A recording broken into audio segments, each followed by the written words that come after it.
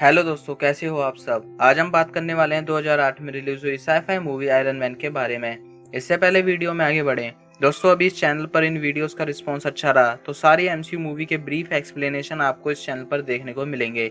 सो अगर आप एमसीयू के फैन हैं या इनकी मूवी को देखना पसंद करते हैं तो चैनल को अभी से सब्सक्राइब कर लो, क्योंकि आने वाले टाइम में आप सिर्फ एमसीयू की मूवी से इंट्रोड्यूस होने वाले हो। दोस्तों ये मूवी एक ऐसे इन्वेंशन पर बेस्ड है जिसके बनने के बाद एक इंडस्ट्रियलिस्ट और इन्वेंटर टोनी स्टार की लाइफ बिल्कुल चेंज हो जाती है। वो वेपन बनाना छोड़कर इंसानियत के लिए काम करना शुरू कर देता है। सो दोस्तों बिना टाइम वेस्ट करते हुए वीडियो को स्टार्ट करते हैं। So let's begin. मूवी की स्टार्टिंग होती है एक इंडस्ट्रियलिस्ट इन्वेंटर जो वेपन्स के लिए नई नई टेक्नोलॉजीज इन्वेंट करता है और बहुत बड़ी वेपन मैन्युफैक्चरिंग कंपनी का मालिक है टोनी स्टार्क, जो अफगानिस्तान आया हुआ है अपनी जेरिको मिसाइल की डीलिंग के लिए। टोनी स्टार्क आर्मी के कॉन्वॉय के साथ कहीं जा रहा होता है। सडनली उन पर आतंकवादियों का हमला हो जाता है जिसमें टोनी स्टार्क की प्रोटेक्शन के लिए जितने भी सोल्जर्स थे वो सब मारे जाते हैं। टोनी स्टार्क भी वहां से बचकर एक बड़े पत्थर के पीछे छुप जाता है और उसकी तरफ एक छोटी मिसाइल आती है जिस पर स्टार्क इंडस्ट्रीज लिखा हुआ है और उसके ब्लास्ट होने से टोनी घायल हो जाता है और उसके चेस्ट से ब्लड आना शुरू हो जाता है। और जब उसको होश आता है तो वो अपने आप को आतंकवादियों के बीच पाता है जो उसकी किडनैपिंग की वीडियो क्लिप बना रहे हैं। अगला सीन 36 घंटे पहले का आता है जहां लास वेगास में टोनी स्टार को आर्मी की तरफ से एक अवार्ड दिया जाता है उसके बेहतर काम के लिए, आर्मी को इतने एडवांस वेपन देने के लिए और स्टार्क इंडस्ट्रीज को नई ऊंचाइयों पर ले जाने के लिए। लेकिन अभी वो वहां नहीं है तो टोनी के बिहाफ में स्टार्क इंडस्ट्री का कंपनी मैनेजर ओबाडाई स्टेन वो अवार्ड लेता है। असल में दोस्तों टोनी जितना जीनियस है उतना ही एरोगेंट है। उसके लिए ये सब अवार्ड फालतू की चीजें लगती हैं जिनको रखने के लिए भी उसके घर में जगह नहीं है। नेक्स्ट मॉर्निंग उसे वेपन डील के लिए अपने दोस्त जेम्स रोड्स के साथ अफगानिस्तान जाना होता है, जहां जाने के लिए वो 3 घंटे लेट कर देता है। अफगानिस्तान जाकर वो आर्मी को जेरिको मिसाइल का एक डेमो देता है। दोस्तों इस टाइम टोनी की थिंकिंग ये है कि दुनिया में अमन कायम करना है तो डराना जरूरी है और दुनिया सिर्फ हथियारों से डरेगी। इसलिए वो हथियारों के इस्तेमाल को अमन और शांति जैसे वर्ड्स के साथ जोड़ता है और वो मिसाइल का डेमो देता है जिसके ब्लास्ट होने से एक बहुत बड़ा एरिया डिस्ट्रॉय हो जाता है और ब्लास्ट के शॉक वेव इतने तेज होते हैं कि वहां खड़े कमांडर्स की कैप तक उड़ जाती हैं। मिसाइल की डीलिंग के बाद वो आर्मी के कॉन्वॉय में बेस की तरफ निकलता है और इसी बीच उस पर हमला हो जाता है। अब वो एक गुफा में आतंकवादियों की कैद में है जिनका नाम 10 रिंग्स है। उसकी चेस्ट बुरी तरह से इंजर्ड हो रखी है जिसका इलाज डॉक्टर यंसिन करता है, जो टोनी स्टार की तरह इनकी कैद में कई सालों से है और वो टोनी को बहुत पहले से जानता है। टोनी का ऑपरेशन होता है और वो देखता है कि उसकी चेस्ट की तरफ 2 वायर आ रही हैं जो एक बड़ी बैटरी से कनेक्ट है। जब वो अपनी चेस्ट पर से बंधी पट्टी को हटाता है तो उसे एक डिवाइस दिखता है जो उसके चेस्ट पर लगा हुआ है जिससे वो बैटरी वाली वायर जुड़ी हुई है। टोनी स्टार के साथ ये सब डॉक्टर यंसिन ने किया है जो इस वक्त वहीं मौजूद है। वो टोनी स्टार को बताता है कि जब तुम यहाँ आए थे तो बुरी तरह से घायल थे। तुम्हारी बॉडी के अंदर धारदार छर्रे हैं जो तुम्हारे हार्ट तक तेजी की तरफ बढ़ रहे हैं। यंसिन इन्हें जितने निकाल सकता था उतने उसने निकाले। उसके बाद उसने टोनी की चेस्ट पर एक इलेक्ट्रोमैग्नेट इम्प्लांट कर दिया जिससे वो इन छर्रों को बॉडी के अंदरूनी अंगों तक जाने से रोकता है और इस इलेक्ट्रोमैग्नेट को पावर कार की बैटरी से मिल रही है।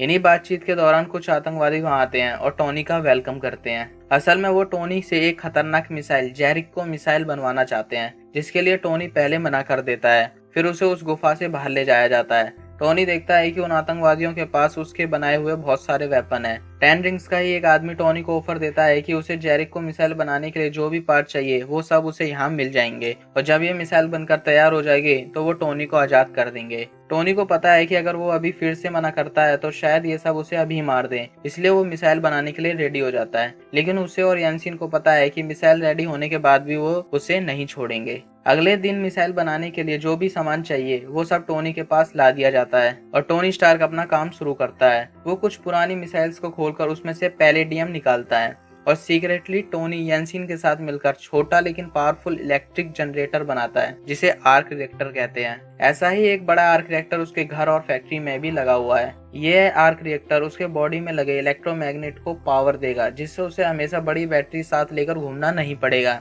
इसके अलावा ये आर्क रिएक्टर इतनी पावर जनरेट कर सकता है कि वो 15 मिनट तक कुछ बड़ा भी कर पाएंगे। टोनी स्टार्क यंसिन को एक ड्राइंग दिखाता है जो एक बड़े आर्मर की ड्राइंग है जिसके थ्रू वो दोनों वहां से निकल सकते हैं और इस आर्मर को पावर टोनी स्टार्क के आर्क रिएक्टर से मिलेगी। और कई घंटों की कड़ी मेहनत के बाद टोनी यंसिन के साथ मिलकर वो सूट बना लेता है। टोनी येंसिन की मदद से वो आर्मर पहन रहा होता है। तभी 10 रिंग्स का हेड सीसीटीवी कैमरा में टोनी और येंसिन को देखता है। उसे कुछ गड़बड़ लगती है। वो अपने 2 आदमी भेजता है चेक करने के लिए। जैसे ही वो दोनों आतंकवादी गेट ओपन करते हैं, गेट पर लगा एक्सप्लोसिव ब्लास्ट होता है।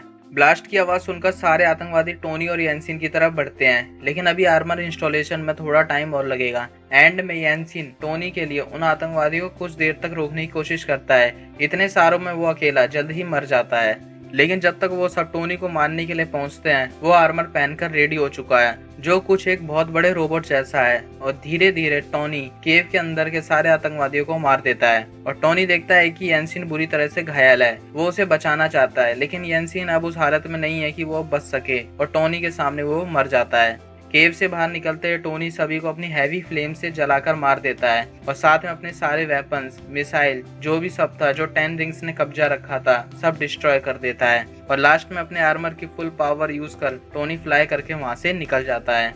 लेकिन लैंडिंग होते होते सिर्फ टोनी ही सेफ रह पाता है। उसके आर्मर के परखच्चे उड़ जाते हैं और जल्दी उसका दोस्त जेम्स रोड, जो एक एयरफोर्स कमांडिंग ऑफिसर है, वो उसको ढूंढ लेता है। और इस तरह टोनी स्टार्क उन आतंकवादियों की कैद से आजाद हो जाता है। और येंसिन की उसके लिए कुर्बानी उसे लाइफ का एक बहुत बड़ा सबक सिखा देती है कि हथियारों से कभी अमन कायम नहीं होता।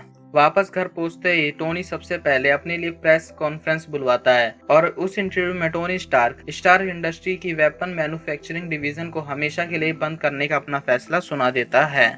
ओबडाई स्टेन, उसकी कंपनी का मैनेजर, जो टोनी के इंटरव्यू देते टाइम वही मौजूद है, वो टोनी की बातों को काटता है और इंटरव्यू को कैंसिल कर देता है। नेक्स्ट डे टोनी अपनी फैक्ट्री में आर्क रिएक्टर के सामने खड़ा होता है। वो एक बहुत बड़ा आर्क रिएक्टर है जो पूरी फैक्ट्री को पावर सप्लाई करता है। तभी वहाँ ओबरडाइन स्टेन आता है। वो टोनी को समझाता है कि इस कंपनी को तुम्हारे डैड और मैंने बहुत मेहनत से इतना ऊपर लाया है, लेकिन तुम्हारे ऐसे इंटरव्यू इस कंपनी की मार्केट वैल्यू को डाउन करते हैं। टोनी स्टार्क को कहता है कि हमारा ये बिजनेस लाखों लोगों की लाशों पर बन रहा है और मैं ये नहीं चाहता। असल में टोनी अब फिर से आर्क रिएक्टर टेक्नोलॉजी पर काम करना चाहता है और इस पर स्टेन उसे कुछ दिनों तक घर पर आराम करने को कहता है। सबसे पहले टोनी अपना आर्क रिएक्टर को चेंज करता है, जिसमें उसकी मदद उसकी पर्सनल असिस्टेंट पेपर पॉट्स करती है। उसने गुफा में बनाए हुए आर्क रिएक्टर से भी अच्छा और भी ज्यादा पावर जनरेट करने वाला आर्क रिएक्टर अगेन बनाया है और पुराने वालों को फेंकने के लिए पेपर को दे देता है, लेकिन वो इसे संभाल कर रख लेती है। अब टोनी ने अपना आर्क रिएक्टर पहले से बेहतर बना लिया है। अब वो अपने आर्मर सूट को फिर से डिजाइन करता है, जिसका नाम वो मार्क 2 रखता है, जिसमें टोनी अपनी फ्लाइंग कैपेबिलिटी को और भी इम्प्रूव करता है और कई नए तरह के वेपन्स अपने मार्क 2 में ऐड करता है। इसी बीच उसका कंपनी मैनेजर ओबेडाइन स्टेन उसके घर आता है, उसको ये इन्फॉर्मेशन देने के लिए कि उसके प्रेस कॉन्फ्रेंस में दिए इंटरव्यू से कंपनी के शेयर पर नेगेटिव इम्पैक्ट पड़ा है, जिस कारण कंपनी के बोर्ड मेंबर्स अब टोनी के अगेंस्ट लीगल एक्शन लेना चाहते हैं।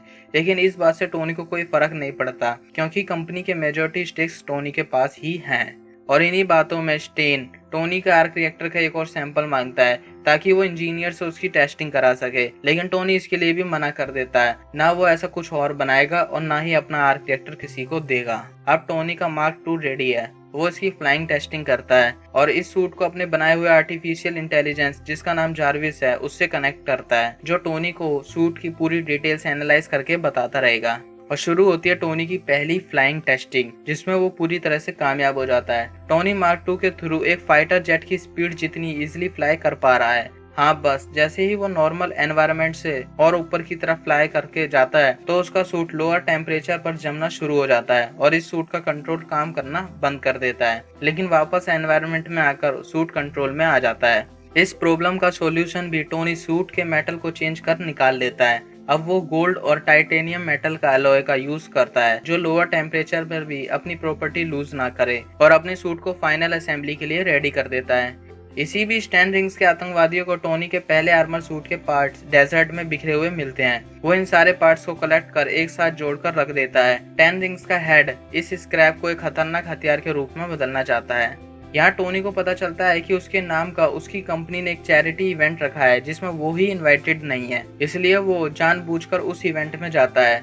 वहाँ उसे पता चलता है कि बोर्ड मेंबर्स ने कोई भी लीगल एक्शन टोनी के अगेंस्ट नहीं लिया है। वो एक्शन ओबरडाइन स्टेन ने टोनी के अगेंस्ट लिया था। स्टेन टोनी को कहता है कि तुम अब आराम करो, मैं तुम्हें इन सबसे दूर रखना चाहता हूँ। इसके अलावा टोनी को एक जर्नलिस्ट से पता चलता है कि स्टार्क इंडस्ट्रीज के वेपन 10 रिंग्स टेररिस्ट ग्रुप के लोग एक गुलमीरा नाम की जगह पर यूज कर रहे हैं। वो बेगुनाह लोगों को मारे जा रहे हैं। दोस्तों यानसिन भी गुलमीरा का रहने वाला था। ये बात टोनी को पता नहीं थी कि उसकी कंपनी किसी इलीगल ऑर्गेनाइजेशन 10 रिंग्स को भी वेपन सप्लाई कर रही है। अगले दिन ही वो मार्क 2 का यूज करता है। वो फुल स्पीड से गुलमीरा के विलेज जाता है और कुछ ही मिनट्स में वो वहाँ के सारे आतंकवादियों और स्टार्क इंडस्ट्रीज के वेपन को डिस्ट्रॉय कर देता है। किसी भी एयर कंट्रोल को इन्फॉर्म किए बिना टोनी ये काम करता है, जिसकी वजह से वो यूएसए एयरफोर्स के रडार में आ जाता है और आर्मी के 2 फाइटर प्लेन्स उसे थ्रेट समझकर उस पर अटैक करते हैं। इन फाइटर प्लेन्स को ऑर्डर टोनी के ही दोस्त रोड्स से मिल रहे होते हैं। टोनी सूट के थ्रू ही अपने दोस्त रोड्स को फोन कर इस अटैक को रोकने को कहता है, लेकिन जब तक देर हो चुकी होती है। टोनी एक प्लेन की विंग से टकरा जाता है, जिससे पायलट फाइटर प्लेन से अपने आप को इजेक्ट करना पड़ता है, लेकिन उसका पैराशूट नहीं खुलता, जिसमें टोनी उसकी हेल्प कर देता है और वो पायलट को बचा लेता है। गुलमीरा में ओबेडाइन स्टेन 10 रिंग के हेड राजा से मिलता है। असल में दोस्तों मूवी की स्टार्टिंग में टोनी पर जो अटैक हुआ वो ओबेडाइन स्टेन ने ही कराया था। वो टोनी को मारना चाहता है और स्टार्क इंडस्ट्रीज का अकेला मालिक बनना चाहता है। राजा स्टेन को टोनी का आर्मर दिखाता है, जिसकी मदद से टोनी उनके चंगुल से बचकर निकला था।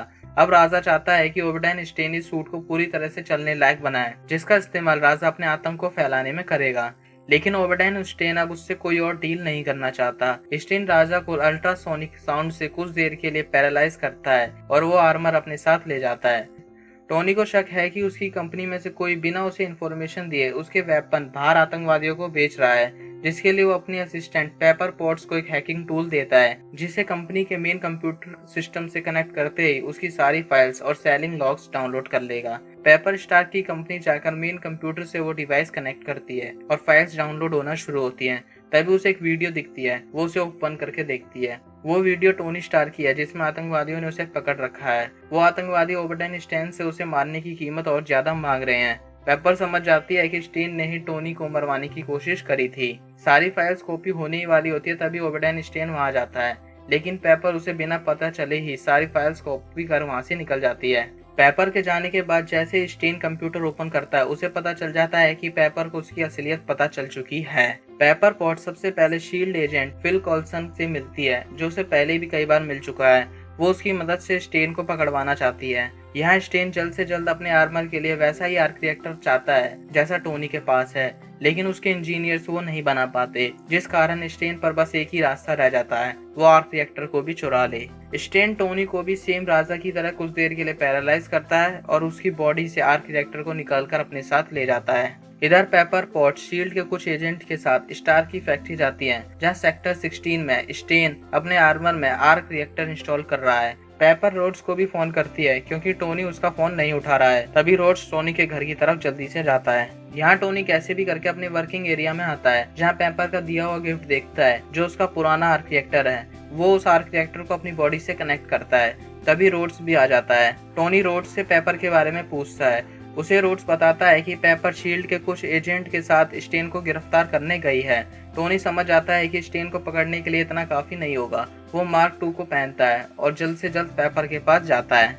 इधर फैक्ट्री में पेपर एजेंट के साथ सेक्टर 16 में पहुंचती है, जब तक स्टेन आर्मर को पहन चुका होता है। वो एजेंट को कुछ ही मिनट्स में मार देता है, लेकिन पेपर स्टेन से बचकर फैक्ट्री के बाहर निकल आती है। तभी स्टेन अपने सूट से नीचे अंडरग्राउंड से बाहर निकलता है और पेपर को मारने वाला ही होता है। तभी टोनी उसे आकर बचा लेता है।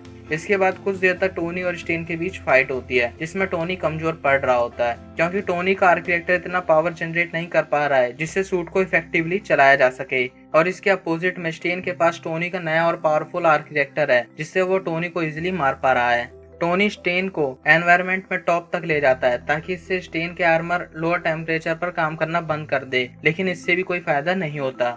एंड में टोनी के माइंड में एक प्लान आता है। वो पेपर को फैक्ट्री में लगे बड़े आर्क रिएक्टर को ओवरलोड करने को कहता है और कैसे भी करके स्टेन को फैक्ट्री की बिल्डिंग के टॉप पर लाता है, जिससे स्टेन फैक्ट्री के लगे आर्क रिएक्टर के जस्ट ऊपर खड़ा हो जाता है। और लार्ज आर्क रिएक्टर के ओवरलोड होने के कारण उसमें एक हाई बीम इलेक्ट्रिक पावर ऊपर की तरफ जनरेट होती है, जिसके शॉक से स्टेन मर जाता है। और उसी हालत में स्टेन अपने आर्मर के साथ उस बड़े आर्क रिएक्टर में गिर जाता है, जिस कारण एक बहुत बड़ा ब्लास्ट होता है। स्टेन और आर्मर दोनों का नामो निशान मिट जाता है। अगले दिन टोनी स्टार को एक स्क्रिप्ट किया हुआ अपना ऑफिशियल बयान मिलता है, जिसको उसे मीडिया के सामने बोलना है। जिस बयान में वो शहर से बाहर पार्टी कर रहा था जब ये सब हादसा हुआ और स्टेन लंबी छुट्टी पर गया हुआ था, जिसमें उसकी डेथ एक प्लेन एक्सीडेंट में होने वाली थी। लेकिन मीडिया के सामने आते ही टोनी स्टार्क से कई सवाल पूछे जाते हैं, लेकिन टोनी अपना ऑफिशियल बयान न देकर सीधा एक लाइन बोलता है, मैं ही आयरन मैन हूँ। सो दोस्तों, इस तरह मूवी का एंड होता है। आई होप आपको टोनी स्टार की ये कहानी पसंद आई हो। अगर वीडियो अच्छी लगी हो तो उसको लाइक करो, कमेंट करो और बताओ वीडियो कैसी लगी। और भी अमेजिंग मूवी एक्सप्लेनेशन के लिए चैनल को सब्सक्राइब भी करो। मिलेंगे अगले हफ्ते आयरन मैन 2 मूवी एक्सप्लेनेशन के साथ। जब तक के लिए बाय बाय।